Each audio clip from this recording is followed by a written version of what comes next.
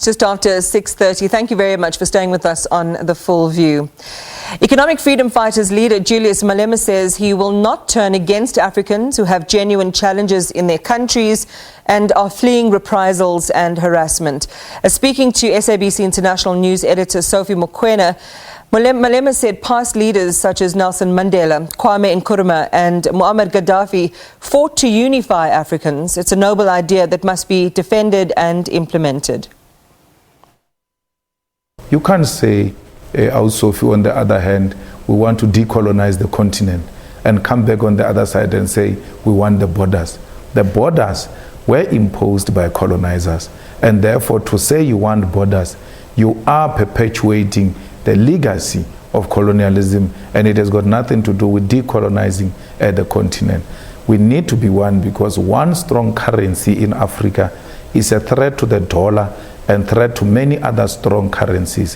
One united military in Africa is a threat to a lot of armies in the world, which many of them actually use Africans as mercenaries. So we've got this courage that once we've got one army and we've got our resources together and we've got our land back, the whole world will treat us as equal. The people who say we can't be one, it is those who are threatened by the unity of Africa, and they sponsor the disunity of Africa. We can't even integrate in terms of regions. Right now, you look at SADC itself, we are struggling to integrate. How can we unite at the continental level while we are struggling to strengthen the regional bodies? We are led by extremely incapacitated leadership in SADC. There is no one who inspires hope. There is no single individual president that you will say we are looking up to. The people of our continent, especially the region of SADC, are more than willing to integrate. There are a lot of villages at the border of Swaziland, at the border of Mozambique, at the border of Lesotho, at the border of Zimbabwe, which do not have fence. They have become communities. They have become one. How do you have a gate without a fence? We've made mockery of the whole thing. The fence has collapsed. The people have come together and have embraced each other. We need to provide leadership. We're not doing that. We're drinking the water of Lesotho. We're being told here that the Lesotho people must go back. Let's put them in a bus now. When they arrive in Lesotho, they're going to switch off the tap. You will not have water and you will regret this myopic decision. Limpopo is calling on Zimbabwe to give it water. Most of the domestic workers that we find today in our homes are Lesotho-speaking people, because we cannot work for each other. We've been brainwashed by the whites that the work that I do for whites, I can't do for a fellow black person. People go to an extent of saying, but the same responsibilities. The Lesotho people have come in to close that vacuum. We have a problem with that. We have a crisis of artisans today. People say they own plumbing companies. It's a South African company registered by South African, but the real person who do the actual work is a Zimbabwean. Are we not going to chase away Zimbabweans today, and tomorrow all these toilets are blocked and there's no one with the capacity to unblock them? We must be aware of what we're asking for, and therefore we require leadership. Our people are more than ready. That's why even when people say to me, this will take the votes away from you, I've got no problem with it, because it's a principle. Let the votes go away from principle, but let me die with my principle intact. I'm not going to bend political principle for political expediency. I'm not going to do that. How do you address the issue or genuine concerns of South Africans? Unemployment, poverty. How do you respond to that? Well, we are struggling now, and we can't blame it on Zimbabweans, because we're struggling because of landlessness. We do not own the economy. The owners of the economy who make profit, we're told now unemployment has increased, but the economy has grown. And that is not translating into fighting poverty and creating employment, because those who benefit from the economic growth are refusing to reinvest that back into the economy of South Africa. Also, let's take the war in Ukraine and Russia. Coal is very expensive now. It's in high demand. We've got coal here in South Africa. You know what is the problem? There is no Transnet to carry the coal to the harbors. And then you want to blame Zimbabweans that don't have a job when your government is so incapacitated. The coal is 400 and something per ton now. It's in demand. If you increase the Transnet capacity, we collect as many as possible coal from all the mines into the harbor. How many jobs can you create? Now, we've got a crisis of steel, not only in South Africa, all over the world. We've got chrome here that gets to be sent to China, unprocessed, and brought back into this country as steel, and it becomes very expensive. Can you see how much this beneficiation of this chrome can create jobs in South Africa? In Skukuni alone, you don't need big equipments to mine chrome. It's just here, it's available. That's why they say they call those people illegal miners. So there is lack of leadership. Also in the whole country and the whole continent, to an extent, we do not produce a car. There's people who come to South Africa. Let's take Nigerians, for instance. Nigeria is doing well, better than us. It's always either us or Nigeria, number one. They still leave their country and come here. Not because there is an economic crisis per se. There should be something unique about us. These Africans like us. They look up to South Africa. Why is South Africa not producing a South African car? Because there is already the continental market. Quarter a population of Africa is in Nigeria. Why do you fight them instead of embracing them and making them your customers because they love everything South Africans? All of this is not happening because we've got lack of leadership. There's a crisis of electricity, not only in South Africa, in the whole of SADC region. We've got the biggest electricity company called ESKOM. Why are we not capacitating it and start providing the whole SADC with electricity, and the whole SADC starts paying South Africa for the electricity that comes from South Africa and create more jobs for our people? It is because there is no visionary leadership, not because there are no opportunities. Everything has been killed. State-owned companies have been destroyed. They've destroyed Denel. They've destroyed SAA. When I spoke much earlier, that if they destroy SAA and privatize it, me and you cannot afford to go to Cape Town. People thought I was mad. Now a single ticket to Cape Town is 6,000. Meaning the inland people and the coastal people are going to be existing in different countries because we cannot afford to visit one another. We should have protected these state-owned companies and expanded them to create jobs, but also to stimulate economic activity in our country. All these foreigners who come here, let's identify skills amongst them. Surely they've got something to offer. Let's take the Zimbabweans, for instance. They never had Bantu education. Ian Smith gave them quality education, the same as white people, because there were not enough whites to carry the economy of Zimbabwe. Are you saying amongst these Zimbabweans there's nothing that we can tap from and use that to grow our economy the same way the Americans are doing? When you are good and have something to contribute to the economy, they give you a green card. They don't chase you away. So here we just say people are illegal and all migrants must leave our country without asking ourselves what makes our country attractive to these people and how do you maximize out of that? You have been criticized by those who support Operation Dudula that you are supporting the alleged drug lords and criminals who are foreign nationals. How do you respond to that criticism? Those are small kids with small brains, the size of a peanut. I fight real battles of the continent. I have no time for amateurs who are trying their luck using my name. I've got nothing to do. Everybody knows where I stand. I don't care what they say about me. They can make all sorts of allegations. They are arrivalist. I fought here the biggest establishment against me, and I'm not going to be threatened by small kids. Those small, I have no time for them. They are new into what they are doing. If you listen to how they speak, if you listen to the posture they take, they all imitate me.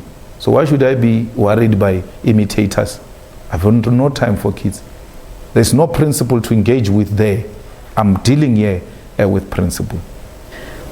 For the country to move forward, there has to be unity. Yes. Of South Africans, and then the region and the continent. As a country right now, there is growing concern that the country itself, as South Africans, we are divided.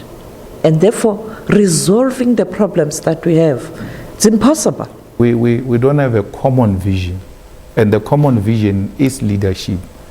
We ought to say, as a country, this is what we strive for, and get everybody to buy into that idea and move forward. We cannot continue the way things are, where you have resources concentrated on a certain race, and then the certain race excluded from the resources.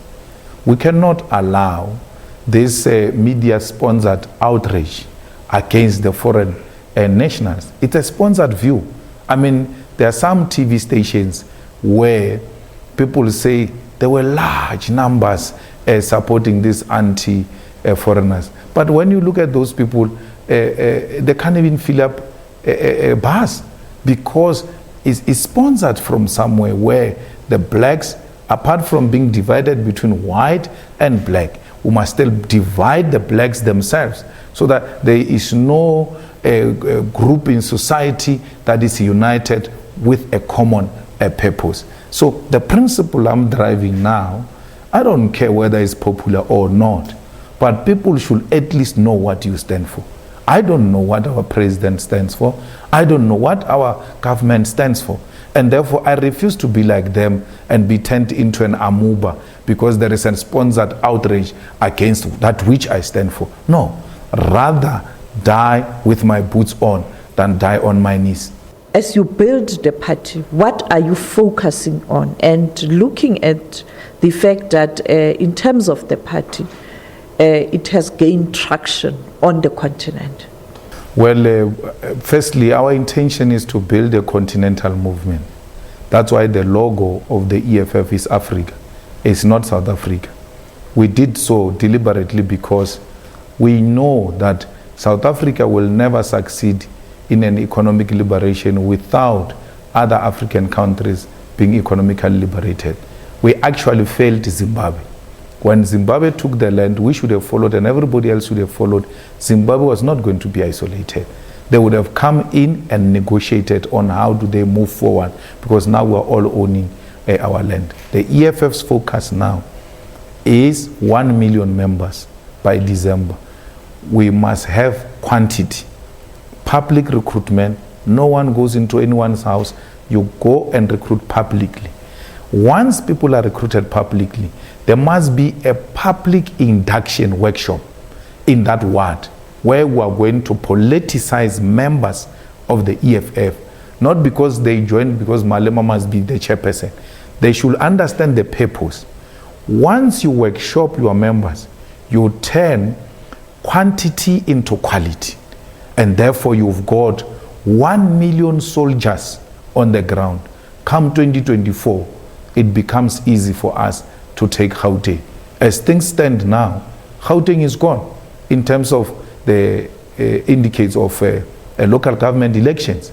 In the previous elections, Gauteng is governed with 50.1%. There is nothing that is going to happen magically between now and 2024 which is going to turn things around.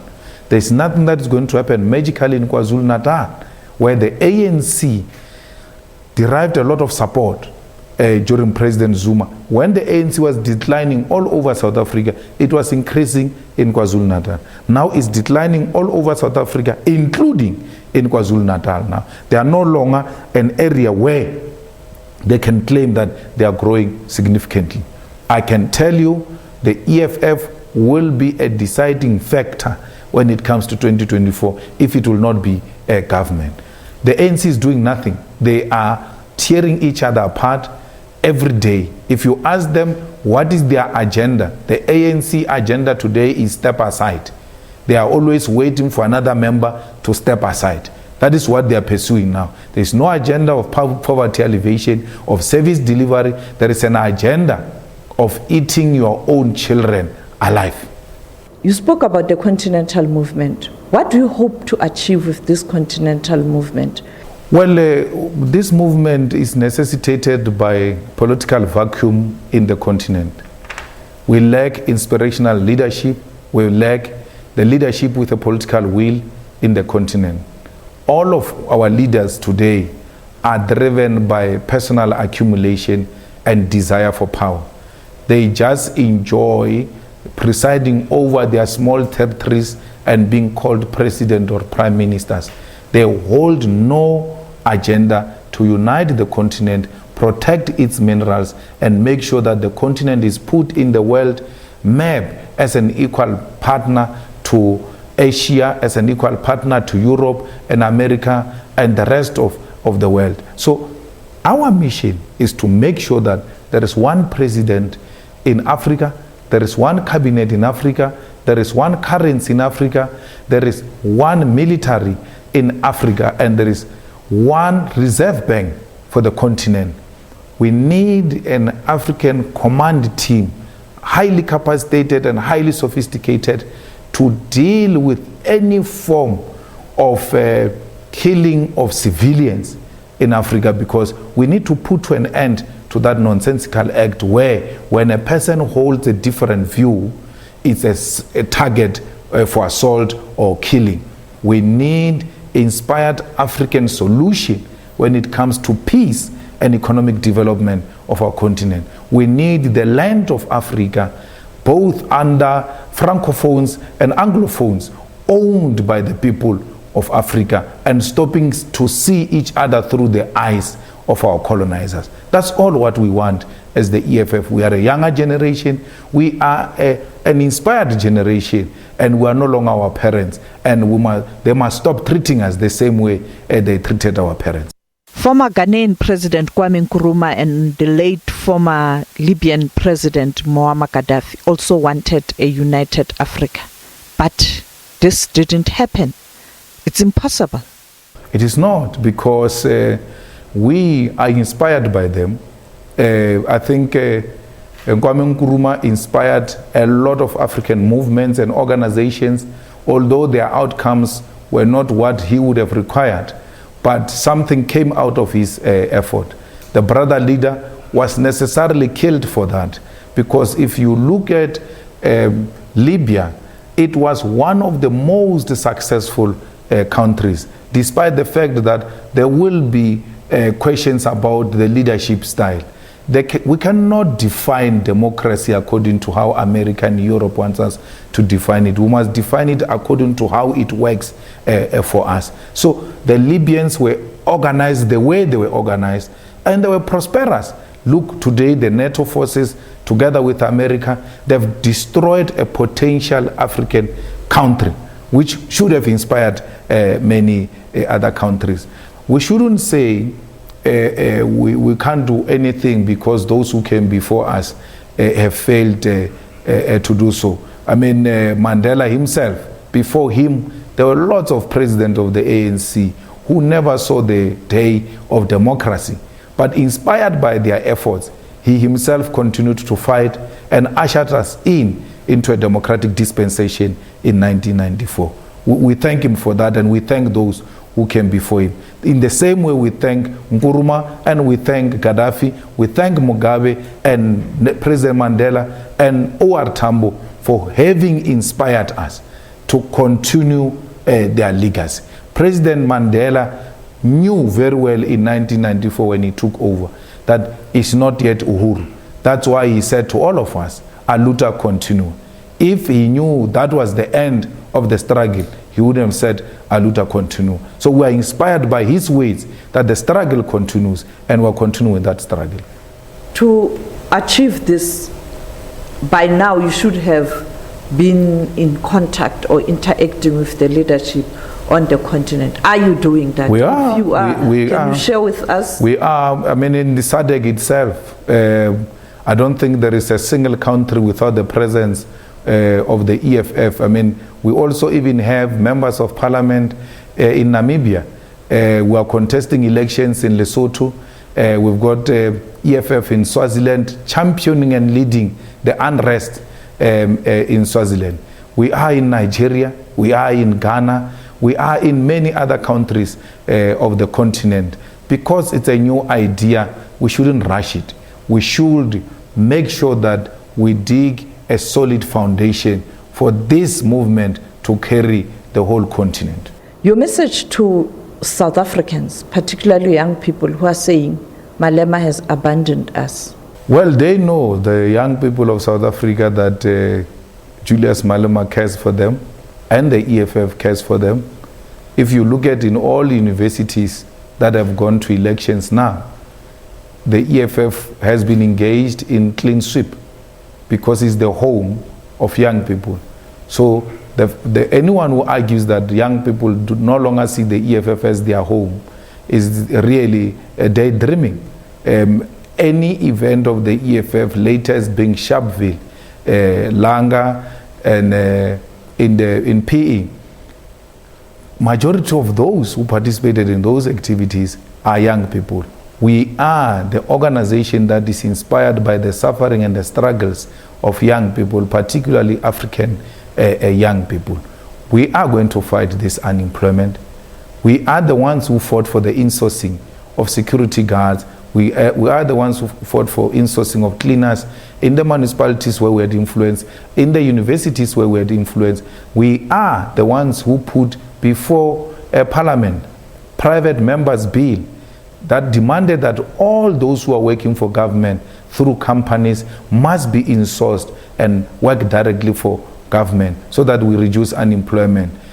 The ANC, working with the DA, used their majority to reject such a bill. So we are the only hope of the hopeless masses of our people, daily involved in resolving their problems. All the farm workers, the security guards, the shopkeepers, when they've got a problem, including the unemployed, their home is the EFF. When a white person bullies them, when a boss bullies them anyway, they say to their bosses, we are going to report you to the EFF because we are the hopeless of the hopeless masses of our people.